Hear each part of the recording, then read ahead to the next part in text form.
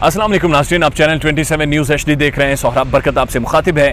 उम्मीद है आप खैरियत से भी होंगे, खुश भी और महफूज भी। जेम्स फॉकनर का तज़किरा बहुत ज़्यादा हो रहा है, जिन्होंने PSL 7 को नुकसान पहुँचाने की भरपूर कोशिश की और वह नाकाम हुए।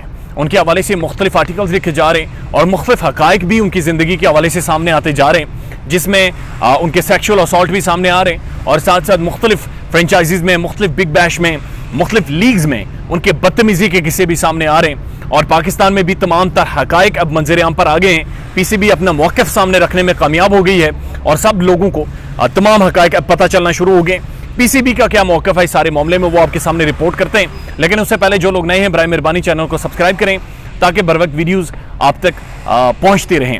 हुआ ये कि जेम्स फॉकनर ने जब होटल के अंदर ज़ाहिर है वो फानूस भी तोड़ा और उसके बाद प्लेयरों के ऊपर बैट लेकर भी हमला किया। PCB अब ये कह रही है कि हमारा जब भी किसी PSL का कॉन्ट्रैक्ट होता है, बेसिकली PSL की जो फ्रेंचाइजीज के ओनर्स होते हैं वो पैसे PCB को देते हैं। PCB अब दुनिया भर के खिलाड़ियों को वो पेमेंट करती है।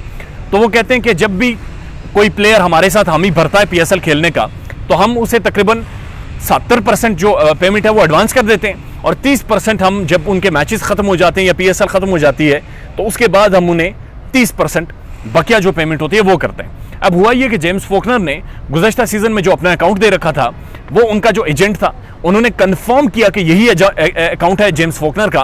लिहाजा जेम्स फॉकनर चूंकि ऑस्ट्रेलिया से आ रहे थे, एक बड़े स्टेचर के खिलाड़ी हैं, ऑस्ट्रेलिया के लिए परफॉर्म कर चुके हैं, तो इसलिए उन्हें ज़्यादा प्रोटोकॉल दिया गया। तो उन्होंने कहा जी कि मैं जेम्स फॉकनर का यही अकाउंट है, इसलिए PCB ने 70% जो अमाउंट थी वो सारे पैसे जनाब उन्होंने जेम्स फॉकनर के उस अकाउंट में डाल दिए। अब PCB अपनी तरफ से क्लियर हो गया कि जनाब हमने तो पैसे भेज दिए हैं, we done with the job. बाद में जेम्स फॉकनर आकर कहते हैं कि जनाब पाकिस्तान में कि जनाब ऐसा नहीं है, आपने जिस अकाउंट में पैसे भेजे हैं वहां से वापस निकाल के दूसरे अकाउंट में भेजें, क्योंकि किसी वजह से ये अकाउंट में नहीं यूज करता। PCB ने कहा कोई मसला नहीं। उन्होंने उस अकाउंट और बैंक ऑफिशियल्स को, गवर्नमेंट को लेटर लिखा और लेटर लिखकर क्लियरली कहा कि जनाब ये आप पैसे वापस करें, हम दूसरे अकाउंट में ट्रांसफर करवाना चाह रहे थे, गलत ट्रांजैक्शन है। बैंक वालों ने कहा जनाब ये प्रोसीजर है, ये तकरीबन कुछ टाइम लेगा, तकरीबन वर्किंग डेज लेगा, 3 वीक्स लेगा, 4 वीक्स लेगा और उसके बाद हम आपको अमाउंट ट्रांसफर कर लेंगे। वही मौक़िफ़ जो ईमेल्स थी उन्होंने PCB ने जेम्स फॉकनर के सामने रखी। अब फॉकनर ने वो ईमेल देखी और उसके बाद वो फिर बदतमीजी PCB ऑफिशियल्स के साथ करना शुरू हो गया, गुस्सा हो गया। PCB ऑफिशियल्स की सारी टीम आई, रमीज़ राजा खुद बैठे, उन्होंने कहा कि जनाब मकसद हमारा तुम्हारे ये चंद पैसे रोकना नहीं है, हमारी एक बहुत बड़ी लीग है, लिहाजा थोड़ा सा सब्र करें, हम आपके पैसे आप तक पहुंचा देंगे जब भी वो बैंक ट्रांसफर करेगा। अब ऐसा नहीं हो सकता कि हम एक ही बंदे के 2 अकाउंट्स में 2 अलग अलग ट्रांजेक्शन कर दें और इंतजार करें और हो सकता है कि 1.5-2 वीक्स में ये सारा मामला सॉर्ट आउट हो जाए। इस पर जेम्स फॉकनर ने धमकियां देना शुरू कर दी, चीजें तोड़ फोड़ करना शुरू कर दी और उसके बाद बहरहाल वो पाकिस्तान से चले गए, जो ड्रामा उन्होंने क्रिएट किया।